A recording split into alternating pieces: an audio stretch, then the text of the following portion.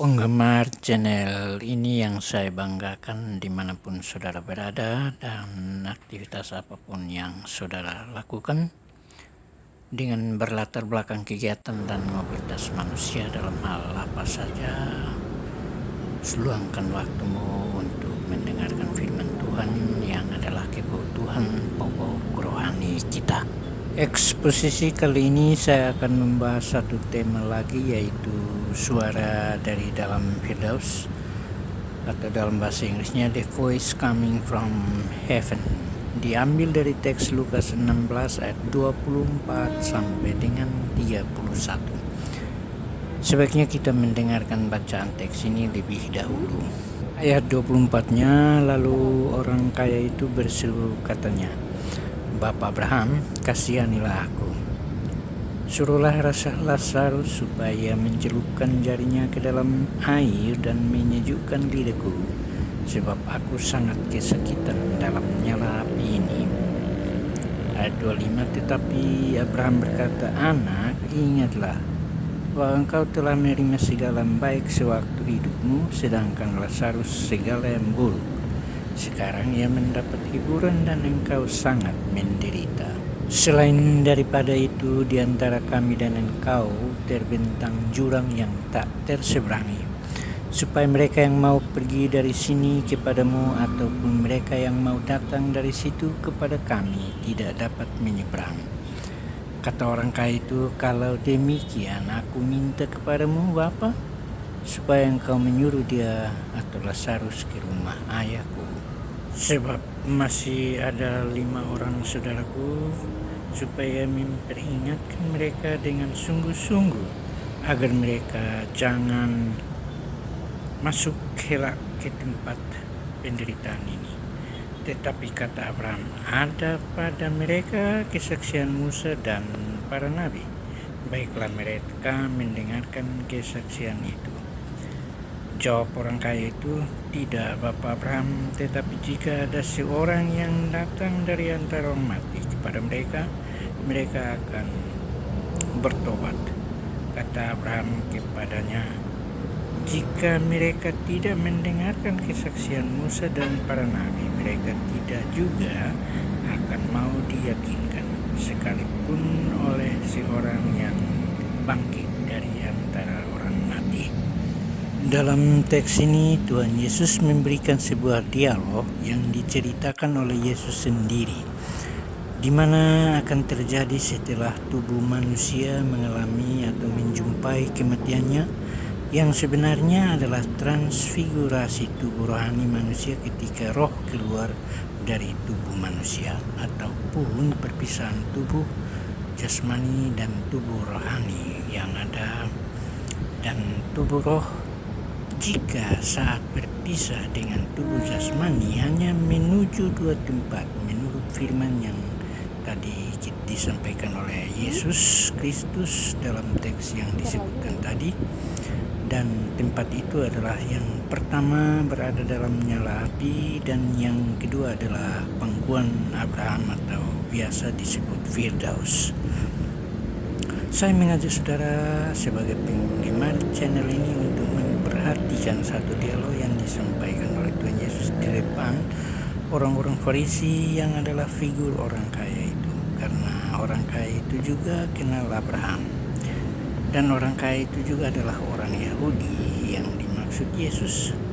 Munculnya dialog itu di ayat 24 dari Lukas 16 adalah satu, yang di ayat 24 itu suara dari dalam neraka, dan ayat 25 itu adalah suara dari dalam Firdaus, di mana Abraham sebagai yang bertanggung jawab atas hidup Lazarus dan semua orang yang telah meninggal dan rohnya ditarik ke atas yang di bawah pengawasan Abraham menurut versi kitab ini. Pangkuan Abraham artinya tanggungan Abraham atau di bawah pengawasan Abraham. Kalimat penting dari Abraham dari dalam Firdaus, yaitu di ayat 26 yang berkata, "Selain daripada itu, di antara kami dan engkau terbentang jurang yang tak terseberangi, supaya mereka yang mau pergi dari sini kepadamu ataupun mereka yang mau datang dari situ kepada kami tidak dapat menyeberang. Di ayat 27, orang kaya itu juga memberikan sebuah kalimat pengharapan atau dia harapkan segala sesuatu terjadi tetapi terlambat, tidak akan dikabulkan. Karena apa, saudara? Jika kita sudah mati atau meninggal atau roh meninggalkan tubuh ini tidak bisa hidup lagi dan berada dalam nyala api kalau memang kita belum bertobat. Berarti kita mengalami kematian yang kedua setelah dihakimi. Penulis kitab Ibrani berkata di pasal 9 ayat 27 bahwa manusia ditetapkan untuk mati hanya satu kali saja dan sesudah itu dihakimi. Dihakimi berarti hanya perkara menang atau perkara kalah. Draw tidak ada. Kapan itu terjadi? Di saat seorang manusia tidak bernapas lagi. Kita lihat doa Stefanus ketika akan putus napas. Dia berkata, Tuhan Yesus, terimalah nyawaku. Kisah Para Rasul pasal 7 ayat 59b. Dan ketika Tuhan Yesus hendak mengakhiri hidupnya di bumi, Yesus berkata, ke dalam tanganmu aku serahkan nyawaku. Matius 27 ayat 50, Markus 15 ayat 37, Lukas 23 ayat 46, atau Yohanes 19 ayat 30. Bagaimana supaya menang? Kalimat Tuhan Yesus dalam Lukas 9 ayat 23 berkata, katanya kepada mereka semua itu adalah orang-orang banyak yang sementara mendengarkan Yesus mengajar. Setiap orang yang mau mengikuti aku, ia harus menyangkal dirinya, memikul salibnya setiap hari dan mengikuti aku. Dan dilanjutkan lagi di Lukas 12 ayat 4 sampai dengan 5, Tuhan Yesus berkata, ayat 4-nya, aku berkata kepadamu, hai sahabat-sahabatku, janganlah kamu takut kepada mereka, atau mereka itu manusia yang sudah ditunggangi iblis, yang dapat membunuh tubuh dan kemudian tidak berbuat apa-apa lagi. Dan ayat kelimanya berkata, aku akan menunjukkan kepada kamu siapakah yang harus kamu takuti. Takutilah dia yang setelah membunuh mempunyai kuasa untuk melemparkan orang ke dalam neraka. Sesungguhnya aku berkata kepadamu, takutilah dia. Hampir setiap pembicara rohani mengekspos teks ini, tetapi saya akan mengajukan satu pertanyaan kepada saudara. Yang muncul adalah, mengapa orang miskin ada nama sedangkan orang kaya tidak ada nama? Jawabannya tertulis dalam Wahyu 20 ayat 15. Dan setiap orang yang tidak ditemukan namanya tertulis di dalam kitab kehidupan itu, ia dilemparkan ke dalam lautan api. Jikalau saudara bertanya mengapa Tuhan Yesus tidak menyebut nama orang kaya ini, tidak menyebutnya sama sekali. Kalau saudara adalah orang Kristen, perhatikan Kejadian pasal 2 ayat 17 yang berkata, tetapi pohon pengetahuan tentang yang baik dan yang jahat itu janganlah kamu makan buahnya, sebab pada hari engkau memakannya pastilah engkau mati. Dan terbukti manusia telah memakannya atas bujukan iblis, dan kita dapat berkata bahwa iblis yang melonsing atau meluncurkan kematian. Dan manusia pun mengalami kematian sampai dengan hari ini. Usaha iblis dari awal yaitu berusaha sekuat-kuatnya supaya manusia jangan ada nama dalam buku kehidupan dengan cara memberikan kekayaan yang berlimpah-limpah, sehingga manusia lupa mempersiapkan diri untuk hidup di kekekalan. Saudara yang suka kumpulkan kekayaan dan tidak suka dengar ulasan ini, perhatikanlah Lukas pasal 4 ayat 6 sampai 7 yang berkata, kata iblis kepada Tuhan Yesus, Segala kuasa itu serta kemuliaannya akan kuberikan kepadamu, sebab semuanya itu telah diserahkan kepadaku, dan aku memberikannya kepada siapa saja yang ku kehendaki. Jadi jikalau engkau atau Tuhan Yesus menyembah aku atau iblis, seluruh kekayaan dunia akan diberikan kepadamu.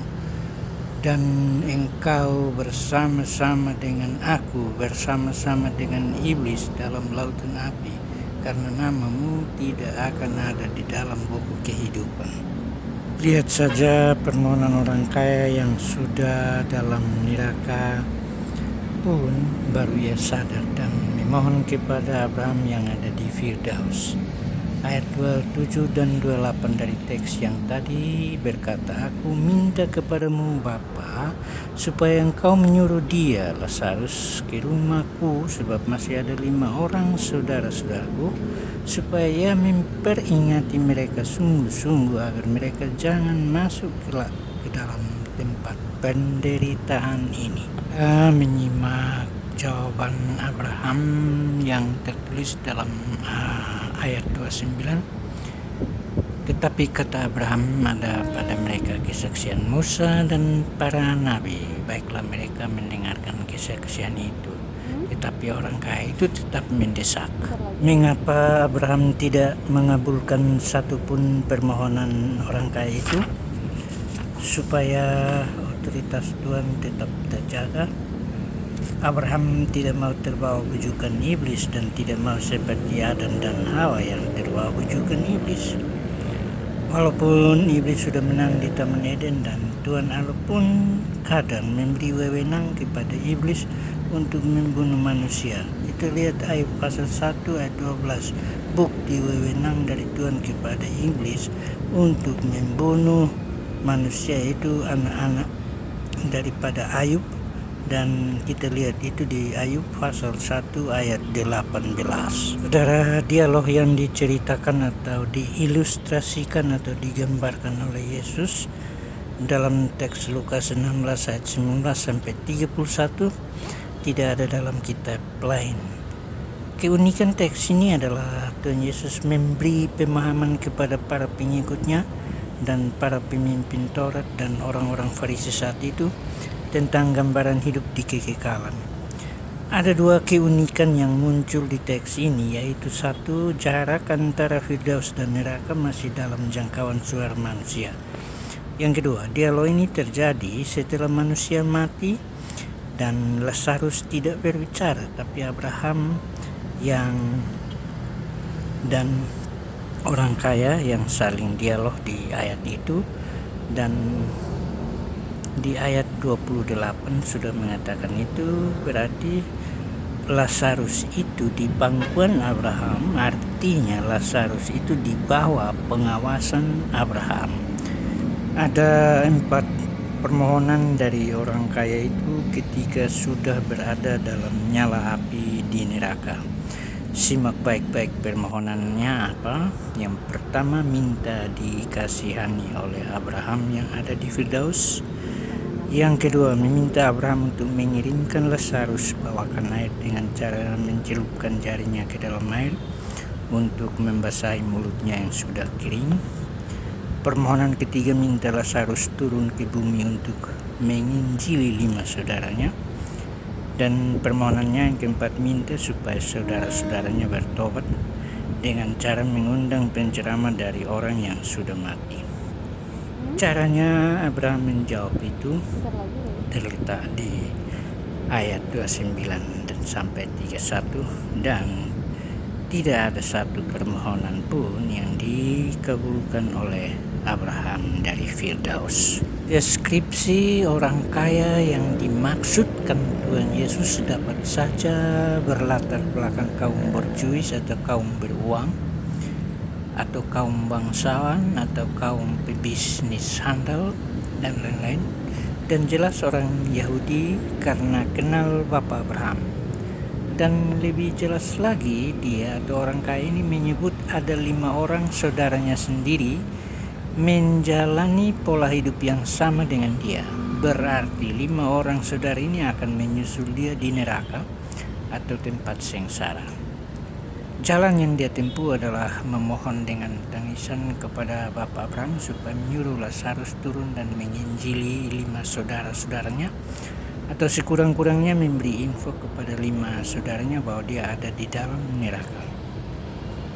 Saudara, Tuhan Yesus juga berbicara tentang orang kaya di Matius 19 ayat 21. Ceritanya panjang, tapi saya ambil ayat 21-nya saja, yang berkata, "Jikalau engkau mau sempurna, if you want to be perfect, pergilah, jualah segala milikmu, dan berikanlah itu kepada orang-orang miskin, maka engkau akan beroleh harta di sorga. Kemudian datanglah kemari dan ikutlah aku." Ini standar orang rohani yang pengikut Yesus, saudara-saudara. Sekarang kita lihat deskripsi tentang Lazarus. Semua manusia, baik itu laki-laki atau perempuan, tua atau muda, anak-anak atau remaja, berbicara tentang surga. Tetapi manusia takut mati. Seluruh dunia takut mati karena adanya atau hadirnya COVID-19. Rasa takut bukan saja terhadap virus, tapi terhadap teroris, dan rasa takut akan menjadi-jadi apabila dokter memberi vonis bahwa penyakit yang saudara derita ini sudah terlambat dirawat, seperti kanker, gagal ginjal, hepatitis, leukemia, dan lain-lain. Banyak orang atau hampir setiap orang di bumi ini selalu ingin untuk rohnya tetap hidup dalam tubuh jasmaninya. Dengan segala macam cara, dia akan berusaha seberapapun biayanya, padahal usianya sudah tidak produktif lagi. Bagi orang percaya atau pengikut Kristus, takut itu adalah dosa. Saya ulangi, bagi orang percaya atau pengikut Kristus, takut itu adalah dosa. Karena ingin masuk kekekalan bersama Tuhan harus lewat kematian. Tidak pernah saudara mau ingin dengan Tuhan tanpa lewat kematian. Tapi banyak orang belum sampai standar ini, saudara-saudara.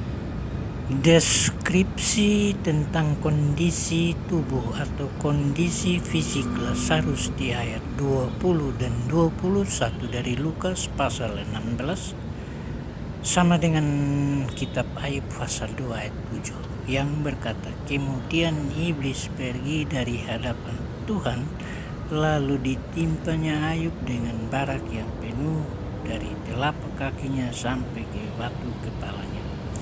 Kalau di Lukas 16 ayat 20, pengemis yang bernama Lazarus badannya penuh borok berbaring dekat pintu rumah orang kaya itu. Saya belum tahu apakah penyakit borok dengan penyakit barak ini jenisnya sama atau tidak sama. Bedanya, Ayub punya teman dan relasi. Lazarus tidak punya teman, hanya ada anjing yang suka menghibur bersama dia. Mengapa jenis binatang lain tidak disebutkan Tuhan Yesus? Karena anjing itu, kita lihat, anjing adalah hewan yang paling setia dengan tuannya. Akhiri uraian saya ini, kita beralih sedikit kepada unsur kematian dan unsur pengharapan hidup, seperti Tuhan Yesus ilustrasikan kehidupan Lazarus. Mengenai kematian dan pengharapan, Tuhan Yesus berkata, dan ditulis oleh penginjil Lukas, yaitu Lukas 12 ayat 4 sampai dengan 5 yang tadi kita sudah sama-sama simak. Lalu orang kaya yang dimaksud Yesus itu siapa? Ya jelas iblis dong. Kalau saudara melihat penggalan kelima di Lukas 4 pasal 4 ayat 6, dan tadi juga kita sama-sama sudah simak, maka saudara akan memperoleh pemahaman yang sempurna tentang kekekalan. Apabila kita hubungkan penggalan teks Wahyu 2 ayat 10 dan orang kaya di Lukas 16 ayat 19 sampai 31 tersambung dengan Ayub pasal 1 ayat 12 sampai dengan 22. Ayub juga orang kaya awalnya, tetapi iblis memohon pada Tuhan Allah untuk mengambil kembali apa yang dipunyai Ayub karena iblis merasa cemburu dengan kehidupan Ayub. Apalagi teks lain dalam Lukas 13 ayat 1-5 yang menyebutkan tentang dosa dan penderitaan. Sebaiknya kita sambung ini di lain kali saja dalam suara dari dalam Firdaus jilid yang kedua. Kita akhiri perjumpaan ini dan kita akan sambung di lain kesempatan.